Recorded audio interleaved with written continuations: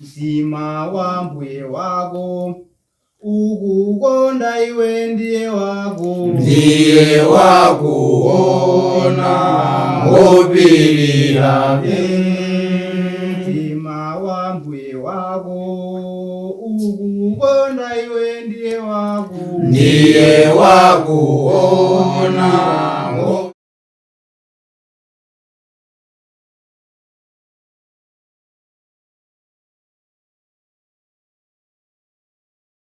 Tikulandireni omvera kuna kulikonse kumene muli mu tsiku la lero pa programu ine yakudziwa Baibulo langa imene amakupatsirani ndi Lilongwe School of Biblical Studies imene ili ku Mitundu ku Lilongwe.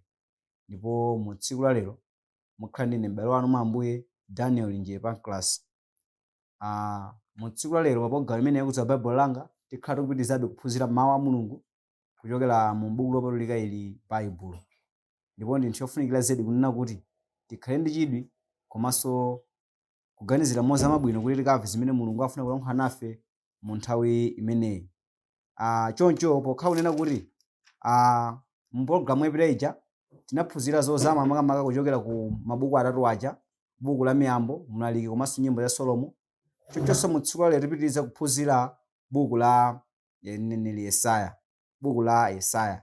Tikamakamba za buku la Yesaya ndi buku limene lili machapter zochulukirako ku Pangano chakale, buku limene lili machapter zokwana 66. Ndipo tonse timadziwa bwino kunena kuti mulembi wa bukuli ndi mneneri Yesaya monga mmene anazinenera tikamawerenga buku la mneneri Yesaya lomweli chapter yake namba 1 mu verse yake ya 1. Ndipo bukuli lidalosera zambiri zokhuzana ndi Yesu Khristu, makamaka timaona maulosi ambiri amene adafotokozedwa okhuzana ndi Yesu Khristu mu buku limeneli la mneneri Yesaya. Ndipo tikamaphunziranso bwino za munthu amene otchedwa kuti Yesaya ndi munthu amene anagwira ntchito makamaka ndi mafumu anayi awa a Israeli. Tikamaona mu buku la mneneri Yesaya chapter 1 verse yake ya 1 amakambapo za Uziya, Yotamu, Ahazi komanso Hezekiya. Tikamakamba mwina zokhuzana ndi Hezekiya tonse tikadziwa bwino nena kuti Hezekiya ndi chidzukulu cha ndani, kodi ndi chidzukulu cha Yotamu. Yotamu ndi mwana wa Uziya. Polenge ndi mmene zimakhalira mu nthawi imeneyo mu nthawi yakale pamene zimapezeka kunena kuti munthu malowa mfumu, mwana amalowa mfumu bambo ake akamwalira. Choncho pamene mbuku la mneneri Yesaya chapter 1 verse yake 1 likukamba zonena kuti masomphenya a Yesaya mwana wa Amozi amene iye anaona onena za Yuda ndi Yerusalemu m'masiku a Uziya, Yotamu, Ahazi ndi Hezekiya, mafumu a Yuda. Apapa akambako za mafumu amene wafolo ndetu zikuonetsa kunena kuti poyamba amene anagwira ntchito yolamulira Yuda kapena Yerusalemu ameneyu anali ndani? Anali Uziya. Ndiye kuti Uziya atamwalira ndi pamene Yotamu mwana wake anakhala ndani? Anakhala mfumu. Tsono Yotamu atagwira ntchito ndi kumaliza ndi pamene Ahazi anakhala mfumu. Ahazi atachoka ndi pamene Hezekiya anakhala mfumu, imenenso imakhalanso mfumu yodziwika kwambiri makamaka tikamaphunzira Baibulo. Mwenanso anthu ambiri timakonda kumvetsa bwino za mfumu imeneyi. Choncho ndi ntchito yofunikiranso kwambiri kunena kuti zimvetsa bwino za zinthu zimenezi. Ndipo nthawi imene Yesaya anali kugwira ntchito ndi pamenenso Israeli anatengedwa kunka ku ukapolo. Tsono pamene tikukamba za Israeli ndiye kuti tili kufotokoza za ufumu wa kumpoto.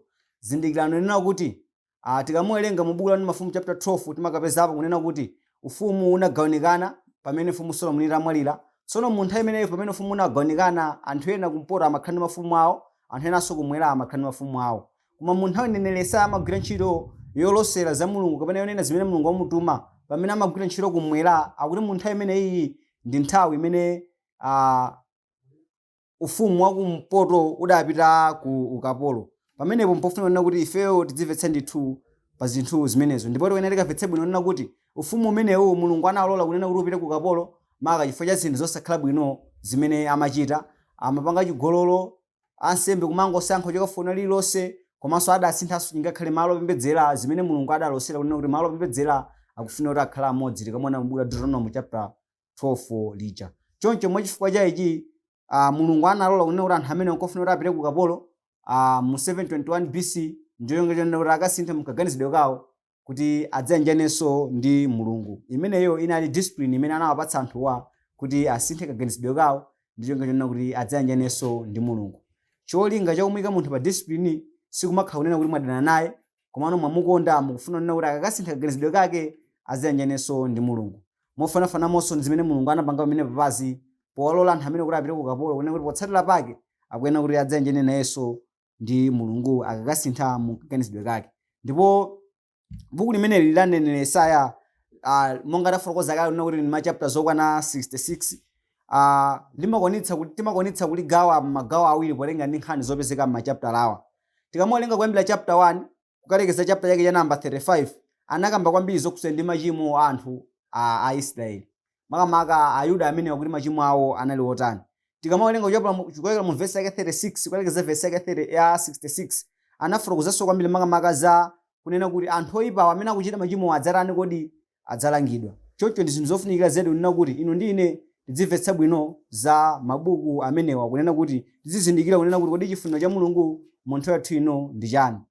Choncho tikapitizeni kuphunzira makamaka amene sitifuna tikawerenge chinthu china chofunikira chimenenso anthu ambiri makamaka amachipotoza mu tsiku la lero, chimene chofuna kunena kuti inu ndi ine tikachimvetse kunena kuti mawu a Mulungu amatanthauza chani mu nthawi imeneyo. Tikatsekuleni buku lathu lopatulika ili tikawerenga mu buku la mneneri Yesaya chapter 4 mu verse yake ya 1. Buku la Yesaya chapter 4 verse yake ya 1 akunena kuti ndipo akazi asanu ndi awiri adzagwira mwamuna mmodzi tsiku limenelo nati ife tidzadya chakudya chathu ndi kuvala zathu koma titchedwe m'dzina lako chotsa chitonzo chathu. Tikamaona buku pamene Bible limene pali kukamba kunena kuti ndipo akazi asanu ndi awiri ndiwo akazi 7 akuti adzagwira mwamuna mmodzi tsiku limenelo nati ife tidzadya chakudya chathu ndi kuvala zathu koma akuti chimene tikufuna ndi chani titchedwe mu dzina lako kuti uchotse chitonzo chathu. Aphunzitsi ambiri akamaphunzitsa buku limeneli amafotokoza kunena kuti umenewo ndi ulosi. Nzoonadi ndi ulosi mmene mneneri Yesaya akunenera, chifukwa kunena kuti ndipo akazi asanu ndi awiri adzagwira mwamuna mmodzi ndi ulosidi. Koma anthu ambiri ulosi amafotokoza kunena kuti ulosi ukukwaniritsidwa mu nthawi ino pamene tikumaona anthu akumatenga mitala akumakhala ndi akazi oposera mmodzi. Kodi ndi choncho? Ayi. Nkhani imeneyi paja tikunena kuti kuchokera mu buku la mneneri Yesaya chapter 1 kukalekeza Yesaya chapter 35 akufotokoza za machimo a anthu. Ndipo pamene amafotokoza za machimo awo mneneri Yesaya amauza ndithu kunena kuti mudzapita kuchani kodi? Mudzapita ku ukapolo. Tsono pamene akuwazonena kuti mudzapita ku ukapolo, chinthu chimene amauzanso china chimene chidzachitike ndi chichi pamene wazidzapita ku ukapolo. Tikamuwerenga mu verse yake mu chapter ya number 3 mu verse yake ya number 25 ndi 26 pamene akunena kuti amuna ako adzagwa ndipo lupanga, amuna ako adzagwa ndi lupanga ndi wamphamvu wako nkhondo, ndipo zipata zake zidzalira maliro, ndipo iye adzakhala bwinja nakhala pasi. Apapa akufotokoza makamaka zokhudza ndi chani kodi ndi Yerusalemu. Zokhudza ndi Yerusalemu akunena kuti mu verse 26 akambapo kunena kuti zipata zake zidzakhala chani? Zidzalira maliro ndipo adzakhala bwinja. Yerusalemu adzakhala bwinja ndipo zipata zake zidzakhala chani kodi? Zidzakhala maliro. Zimene timazoona kunena kuti zinakwaniritsidwa pamene mfumu Nebukadinezara anapita kukatenga akapolo mulendo wa number 3 ku ufumu wakumwera wa Yerusalemu. Choncho mu verse 25 akunena kuti amuna ako adzagwa ndi lupanga ndi wamphamvu wako nkhondo. Choncho pachifukwa chonena kuti chinthu chimene chidzachitika akuti anthu amene ndi amuna ku Yerusalemu kumeneku adzagwa ndi lupanga. Anthu amene malinga kuti ndi amphamvuwo adzagwa ndi lupanga, ndi anthu amene akadzagwa ndi lupanga akunena kuti Yerusalemu adzakhala bwinja. Choncho mu chapter 4 verse yake 1 pamene akunena kuti ndipo akazi asanu ndi awiri adzagwira mwamuna mmodzi tsiku limenelo nati ife tidzadya chakudya chathu ndi kuvala zathu koma tifuna titchedwe m'dzina lako kuchotsa chitonzo chathu. Kodi chinthu chimene zimene zizi zonena kuti akazi a 7 adzagwira mwamuna mmodzi zikubwera ngati chotsatira chimene chidzachitike chifukwa chakunena kuti amuna aku Yerusalemu onse agwa ndi lupanga. Ndeti pamene Nebukadinezara abwera kuzagwira anthu ankhondo, kuzagwira akapolo kupita nawo ku Babulo kuja, ndiye kuti amene ali amunawo adzapeza kuti ena adzawapha ndi lupanga kugamula Yerusalemu ndi kukhala bwinja. Choncho pa chifukwa cha ichi adzakhala akazi. Chifukwa kumbukira kuti nthawi zambiri akamatenga za akapolo amatenga amuna onena kuti adzakagwira ntchito kodi adzikagwira ntchito kumeneko. Ndi akuti akazi amene adzatsalawa azidzakakamira amuna ochepa amene adzakhale mundelali. Zimene zikusonyeza kunena kuti zinthu zimenezi ankanena zokhuzana ndani kodi zokhuzana ndi Yerusalemu. Osati kunena kuti tingazipanga apply mu nthawi yathu ino. Talingalirani chinthu china chimene mungamvetse bwino chingakuthandizeni kuti mumvetse bwino mu program imene ndionena kuti akuti amunawo adzanena akaziwo adzanena kuti ifeyo tidzadya chakudya chathu. Panoro anthu ali pamitala koma ali ndi udindo umene amakhala afuna kuti adyetse ndani kodi adyetse amuna akazi onsewo. Pamene amuna awo akazi awa Yerusalemu akuti adzanena kuti tidzadya chathu. Chifukwa chani akunena kuti tidzadya chathu? Chifukwa chokunena kuti Fumu Nebukadinezara anthu wapoyamba analekere pa banja, ndi Fumu Nebukadinezara yabwera yadzatenga azimuna awo akupita nawo ku kapolo komanso yatenga ena yawapha.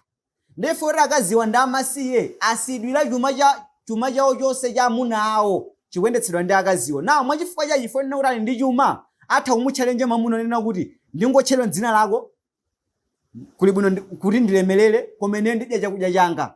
Zimene amafuna kutanthauza ndi zinthu ngati zimenezo. Koma munthu athu ino alipo anthu amene ali pamitala amene akuseza udindo ofuna kusamalira akazi onsewo. Izizi sizikupanga apply munthu athu ino, sizikugwizana ndi munthu athu ino. Amakamba za munthu awo imeneyo chifukwa chakunena kuti anthu akaziwo adzasidwira chuma chambiri cha amuna awo komanso amuna awo adzaphedwa ndipo ena adzatengedwa kupita kuchani kupita ku kapolo. Vesili anthu ambiri amapotoza. Ndi chifukwa chake tinaona kuti tikhale ndi nthawi yofuna kuphunzira zinthu zimenezi. Timvetsetse bwino umene pa tisamasokonezeke. Asadzatinamize kunena kuti mukaona kuti milalayi ikuchitika chonchi zinthu zafuna kukwaniritsa ulosi. Ulosi umene unakwaniritsidwa pamene Nebukadinezara adakononga Yerusalemu. Timvetsetse bwino zedi pamenepo.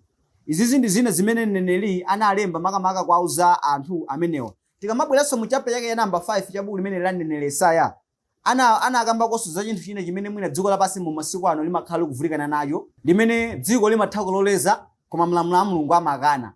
Ndiyo nkhani yokhudzana ndi mowa. Kodi nkhani yokhudza mowa Bible limanena kuti chani? Tikamaona nkhani yokhudza mowa kuchokera m'Bible mu buku la mneneri Yesaya chapter yake cha namba 5 mu verse yake 11 akunena kuti tsoka kwa iwo amene adzuka mamawa kuti atsate zakumwa zaukali, amene achezera usiku kufikira vinyo awaledzeretsa. Akamba tsoka kwa iwo amene adzuka mamawa kufuna chakumwa chaukali, kufuna vinyo kufikira awaledzeretsa. Ndipo mu verse yake 22 akunena kuti tsoka kwa iwo amene ali amphamvu yakumwa vinyo ndi anthu olimba kusakaniza zakumwa zaukali. Apaso alikwirizirabe ndi tsoka kwa iwo anthu otani kodi akumwa zakumwa za ukali. Zimene zima Mulungu amaletsa chingakhale mu chipangano chatsopano chino. Tikamawerenga buku la Galatians chapter 5 verse ya 19 kulekeza 21 anakambako za ntchito za thupi ndipo kuledzera adakuyika kuti ntchito za chani ntchito za thupi.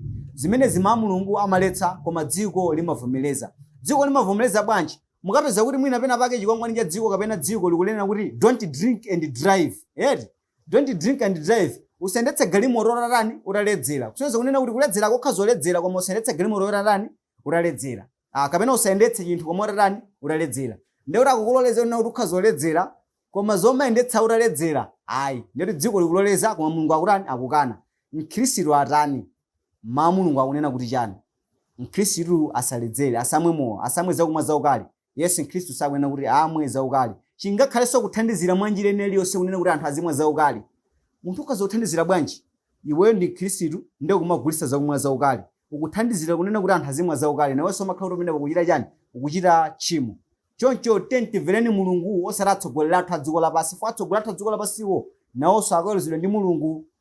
Timvereni amene aloposa atsogoleri athu a dziko lapansi amene amadziwa zonse ndiye Mulungu. Ndi chinthu chofunikanso kwambiri kunena kuti tidzimvetsa bwino pa zinthu ngati zimenezi zokhudzana ndi buku limeneli la mneneri Yesaya. Pamene mneneri Yesaya anagwira ntchito yake tinafotokoza bwino lomwe kunena kuti mu chapter 35 oyambirira kuyambira chapter 1 kulekeza chapter 35 akwadzudzula makamaka zokhudzana ndi machimo awo. Timaona adi kunena kuti mneneri amene Yesaya adadzudzula machimo ambiri amene anthu amachita. Makamaka tikamaona mu buku la mneneri Yesaya chapter 3 verse yake ya 14 ndi 15 analembapo kunena kuti Yehova adzalowa m'bwalo la milandu ndi okalamba. Yehova adzalowa m'bwalo la milandu ndi okalamba anthu ake ndi akulu ake, ndinu amene mwadya munda wamphesa, zofunkha za waumphawi zili m'nyumba mwanu. Muti bwanji inu amene mupsinja anthu anga ndi kupereka nkhope ya osauka, ati Yehova wa makamu. Tikaona mmene papa Mulungu akudzudzula anthu kudzera mwa mneneri ameneyo, mneneri Yesaya, makamaka pa tchimo linanso la anthu limeneli, makamaka zokhuzana ndi anthu olemera, makamaka amene amakhala mmoyo wononga komanso osauka amangosaukirabe. Zimene ndina Khristu tikuyenera kuti tikaphunzira kunena kuti ngati mneneri Yesaya mtumiki wa Mulungu ankalimbana nazo munthu ameneyo, ndiyoti zimene Mulungu amadana kodi amadana nazo, kumapondereza anthu osauka, kumakhala ndi moyo wononga kuti anzathu osauka azingosaukirabe. Sichoncho ayi. Tizipereka ufulu onena kuti anthu amene anako kuthekera kofuna kupeza bwino nawonso apeze bwino. Tisamakhale fa Khristu oyambitsa zinthu zimenezi. Komanso tikamona mu chapter yake ya number 9, chapter number 9 verse yake ya 14 kulekeza 16, pamenepa anakambapo kunena kuti chifukwa chake Yehova adzudzula mulu wa Israeli ndi mchira wake, nthambi yakanjedza ndi mulu tsiku limodzi. Khalamba ndi olemekezeka ndiye mulu, ndi mneneri wophunzitsa zonama ndiye mchira. Pamene papa makamaka kukambanso za anthu amene aneneri adayamba kumaphunzitsa zinthu zosakhala bwino. Nthawi imeneyinso atumiki a Mulungu aneneri adayamba kumaphunzitsa zinthu zosakhala bwino. Tsono mneneri Yesaya adabwera kuyamba kulalikira kumatsutsa zinthu ngati zitikodi, zinthu ngati zimenezi. Zimenenso inu ndine liweno tikazizindikira nena kuti pokhala kuti tili mmoyo uno Khristu, zinthu zosenera ngati fa Khristu makamaka amene tili atumiki a Mulungu, makamaka kumagwira ntchito iyi mwa chinyengo. Chifukwa chani? Chinga Khristu tikakaona mu buku lomwe la mneneri Yesaya chapter 30 mu verse yake 8 kulekeza 14, adakambanso makamaka zodzudzula atumiki a Mulungu amene amagwira ntchito mwa chani? Mwa chinyengo. Ndinu mtumiki wa Mulungu, ntchito yomwe mwagwira motani? Alipo atumiki a Mulungu makamaka amene amasintha choonadi posinthanitsa ndi ndalama kapena mwina thandizo la kuthupi limene ena akawapatsa. Pokhala ino muli mtumiki wa Mulungu, ntchito yotumikira Mulungu mukumayigwira motani? Ngati simumagwira bwino, ndi ntchito yofunikira zedi tsono kunena kuti muzichita zinthu polenga ndi mmene mawu a Mulungu amanenera, makamaka kutumikira Mulungu ponena choonadi, osati kungopanga zokondweretsa anthu ayi, koma kupanga zolenga ndi mmene mawu a Mulungu amanenera. Komanso chinthu china ndichonena kuti anthu ambiri makamaka adayamba kumadzipereka kumowa komanso chigololo. Choncho mlembi wa buku limeneli amadzudzula anthu amenewa pa tchimo limeneli lotani kodi? Lochita chakumwa choledzeretsa komanso kumachitanso chigololo. Mu buku limeneli la mneneri Yesaya chapter yake ya number 3 verse yake ya 14, verse yake 16 kulekeza verse yake ya 26. Zimenezi ndi zimene mneneri Yesaya adalosera.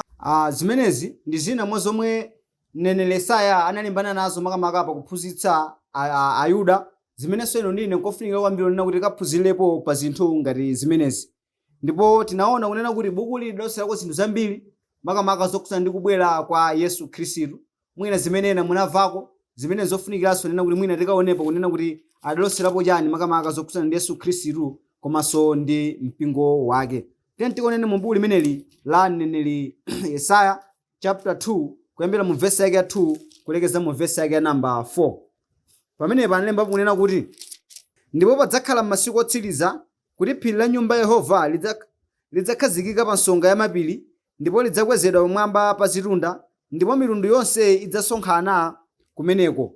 Ndipo anthu ambiri adzankanati, tiyeni tikwere kunka ku phiri la Yehova, ku nyumba ya Mulungu wa Yakobo, ndipo iye adzatiphunzitsa za njira zake, ndipo tidzayenda m'mayendedwe ake, chifukwa mu Ziyoni mudzatuluka chilamulo ndi mawu a Yehova kuchokera ku Yerusalemu. Verse 4, iye adzaweruza pakati pa akunja, adzadzudzula mitundu yambiri ya anthu, ndipo iwo adzasula malupanga awo akhale zolimira ndi nthungo zawo zikhale makasu.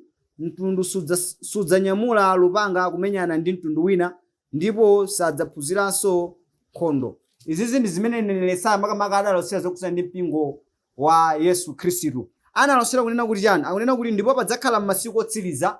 Akunena kuti zinthu zinazo zinenezi zidzachitika m'masiku otsiriza. Kodi pamene tikaphunzira za njira zitatu zimene Mulungu anakhala akulumikizana ndi anthu pano pa dziko lapansi, tinaphunzira nena kuti masiku otsiriza kapena nthawi yotsiriza nditi, kapena nthawi ya Chikhristu nditi. Pamenepa timakhala tikukamba za nthawi ya Ambuye wathu Yesu Khristu imene madziwikanso kunena kuti nthawi ya masiku otsiriza. Choncho akunena kuti zinthu zimene zidzachitika masiku otsirizazi ndi zimene zakunena kuti phiri la nyumba Yehova akuti lidzakhazikika pa songa ya mapiri. Phiri la nyumba Yehova makunena kuti phiri ndi chinthu chimene chimakhala kuti nchachitali chokwera. Mwachidule makunena kuti phiri amangofuna kutanthauza ulamuliro. Choncho akunena kuti phiri la nyumba Yehova ndiye kuti ulamuliro wa nyumba Yehova. Tsono nyumba Yehova imene amene payo ndiyo chani? Nyumba Yehova imene akunena amene payo ndiyo mpingo wa Yesu Khristu.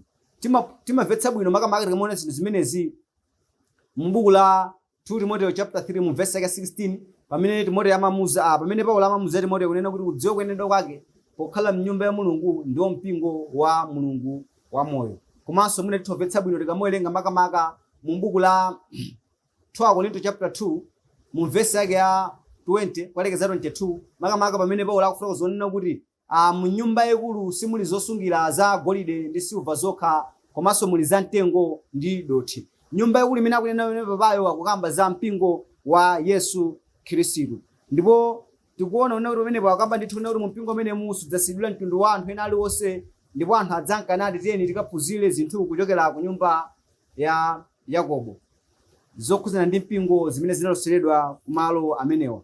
Zofunikiranso nena kuti inu ndi ine tikadziwa kunena kuti Baibulo limaphunzitsa zokhuzana ndi mpingo umodzi, ndipo ngati simuli mu mpingo umodzi inuyo muli kuchita kusaluzika. Tsono ngati munthu akuchita kusaluzika amakhala kuti amene ali kuchita tchimo pamaso pa Mulungu.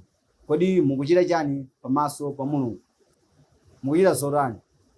Ngati simukuchita tchimo mukuchita zinthu zolongosoka. Tsono pamene muli mu mpingo Yesumo pirizani kuchita zolongosoka, samalirani chipulumutso chimene munachilandira kale.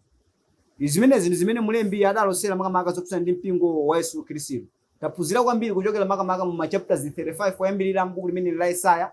Choncho tikunenanso kunena kuti kuyambira chapter 36 kulekeza chapter 66 adafotokozako makamaka zokhuzana ndi kulangidwa kwa anthu amene ali kuchita machimowa, chilango cha machimo awo amene anthu akuchitawa. Ndipo tikamaliza mu chapter ya 66 timabwera mu buku la Yeremiya ndi buku la Maliro. Mabuku awiri amenewa makamaka amaphunzitsidwa pamodzi chifukwa kuti nkhani zawo zimene analemba ndi zofanana napo, komanso olembayo anali munthu mmodzi. Mabuku onsewa analemba ndi mneneri Yeremiya. Makamaka dzina limene lakuti Yeremiya limangotanthauza osankhidwa ndi ndani? Osankhidwa ndi Mulungu. Yeremiya ameneyu adali mwana wa Hilkiya amene adali wansembe. Tikamona mu buku limene la Yeremiya chapter 1 mu verse yake ya 1. Ndipo Baibulo limaronetsa bwino ndithu kunena kuti munthuyu adali wachinyamata pamene Mulungu ankamusankha kapena ankamwirana kunena kuti akatumikire Mulungu. Zimene seno ndine tikunena tikazindikira kunena kuti chingakhala achinyamata masiku ano akhoza kupezeka oyima nawo bwino malemba okwanitsa kuwagawa bwino. Osati kungoti kuti ife ndamene ndakhala kale mu mpingo Yesu Khristu ndamene tingakwanitse kugawa bwino zinthu zonse. Ayi, mutokha munakhala kale koma mwina simunaphunzire kwambiri pa zinthu zina mutha kumapoloza malemba. Atha kukozani ndo achinyamata mwina amene anangobwera umene mu mpingo kumefuna anaphunzira kwambiri amadziwa zambiri kuposa inuyo.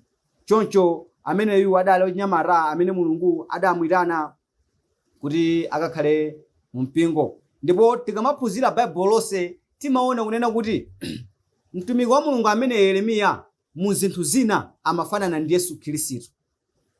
Mwina ina tikhazo madabo mu zinthu zina amafanana ndi Yesu Khristu, zinthu zake ziti? Tiyeni tikaoneni makamaka mu buku la Mateyu chapter 16 kuyambira verse yake ya 13 kuelekeza verse yake ya 20 pamene Yesu Khristu ankacheza ndi ophunzira ake.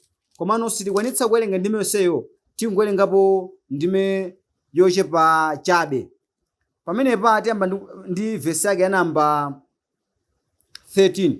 Verse 13 akunena kuti ndipo Yesu pamene anadza ku dziko la Kaisareya wa Filipi anafunsa ophunzira ake nati, anthu anena kuti mwana wa munthu ndiye yani?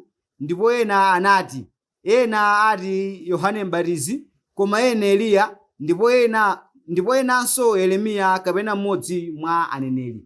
Yesu Khristu pamene anali kucheza ndi anthu tsono ali ku mzinda umene wa Kaisareya wa Filipi adawafunsa anthu, kodi anthu amati mwana wa munthu ndiye yani? Anthu akandonena amati ndi yani? Ndakuti anthu ena ankanena kuti ndi ndani. Ena akumanena kuti inuyo ndinu ndani? Kodi ndinu Yohane M'batizi, ena akumanena kuti ndinu Yeremiya, ena akumanena kuti ndinu Eliya. Pamene patapezapo dzina la Yeremiya. N'chifukwa chani anthu adamunena kuti Yeremiya akufanana ndi Yesu Khristu? Ndikuti chifukwa kuti Yesu Khristu adali kulalikira zokhuzana ndi uthenga wabwino, anali kulalikira zokhuzana ndi mawu a Mulungu. Ndikuti pamene Yeremiya adakhala pa dziko lapansi ankagwiranso ntchito yofanana ndi mmene Yesu Khristu amayitani kodi, yofanana ndi mmene amayigwira. Pali kufanana, amafanana mu zinthu zina Yeremiya ameneyu ndi Yesu Khristu, makamaka pakagwiridwe ka ntchito kawo. Ndi chifukwa chake atafunsa kunena kuti anthu akandiona ine akumati ndine ani, anthu adanena kuti inuyo ruwena akumati ndinu ndani, ndinu Yeremiya.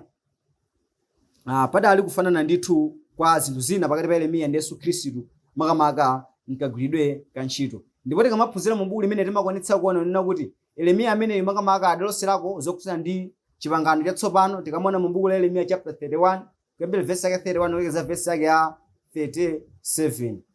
Zimenezi ndi zimene amene Yeremiya makamaka adaloserapo, zimene ndine tingaphunzirepo, komanso adaloserako zinthu zina zambiri zimene titha kuzimvetsa bwino ngati ngakhale ndi chidwi chowerenga buku limene la Yeremiya kuyambira chapter chake cha 1 kulekeza mu chapter chake ya namba 52, pamene mulembi adalankhula zozama za chifuniro cha Mulungu. Tsono pa ndenda wakelidwe ka Baibulo, tikachoka pa buku la Yeremiya timafika pa buku limeneli, buku la Maliro.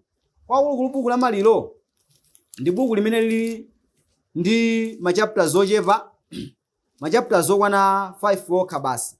Ndi machapters okwana 5.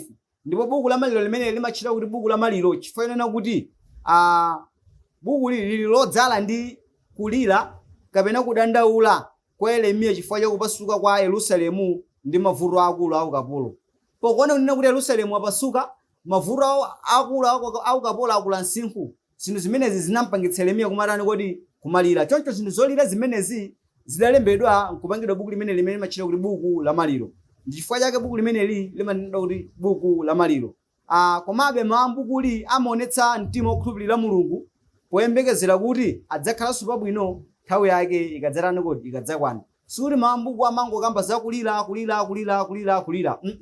Koma amaonetsanso makamaka kukhulupirira Mulungu pamene amasunyizanso kunena kuti adzakhala pabwino nthawi yake ikadzatani kodi, nthawi yake ikadzakwana. Pamene senu ndine tikukhala mu moyo wa Chikhristu, tikakumana ndi mavuto tisamalire motaya mtima, tizikhala nacho chiyembekezo komanso chikhulupiriro kunena kuti nthawi yake idzakwana imeneyo ndine tidzakhala ndithu pabwino, Mulungu atatichotsera mavuto onse. Monga mmenenso Yeremiya ankalirira mu buku limene limachita kuti buku la Maliro, limene ndi lodzala ndi zolira komanso zodandaula zambiri makamaka chifukwa cha Ayuda ambiri amene anatengedwa kupita ku ukapolo. Taphunzirapo makamaka kuchokera mu mabuku amenewa, mu mabuku atatu. Tayamba kuphunzira kuchokera mu buku la Yesaya, buku la Yeremiya komanso mu buku la Maliro. Muli nkhani zambiri. Kuphunzira chonchi kusatipangitsa kunena kuti tilekezere pomwe payi, koma tiye ndikakhala mu nyumba tidzipitirizabe kumaphunzira kumasanthula mawu a Mulungu tsiku ndi tsiku kuti tidziona kunena kuti kodi atumiki a Mulungu analembanji nangeno ndine ndingaphunzirepo chani. Chifukwa mawu a Mulungu wawo amaphunzira munthu tsiku ndi tsiku ngati kutani, ngati kuwerenga Baibulo.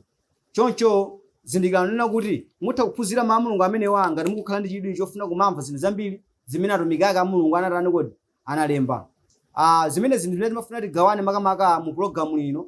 Ndiyo kupemphani nena kuti tidzakhalenso limodzi mu programu imene likudza pamene tidzaphunzirenso zozama za mawu a Mulungu, pamene tayamba tsono ndi kuphunzira za aneneri a Mulungu. Choncho kutheka kuti mwina muli ndi funso kapena ndemanga pa programu yathu imeneyi, mutha kupereka funso lanu kapena ndemanga yanu ku nambala iyi 0 766 018. Kumbukirani nena kuti programu imeneyi amakupatsani Ndalilongwe School of Biblical Studies imene ili ku Mitundu ku Lilongwe. Choncho mu tsiku la lero muna ndine m'bale wanu mwa Ambuye Daniel Njapanklasi. Mulungu akuletseni nonse maka chifukwa cha chidwi imene muli nacho pakumvetsera kuchokera ku mawu ake. Amen. Mtima wa Mbuye wako ukukonda iwe ndiye wakuona ngopirira.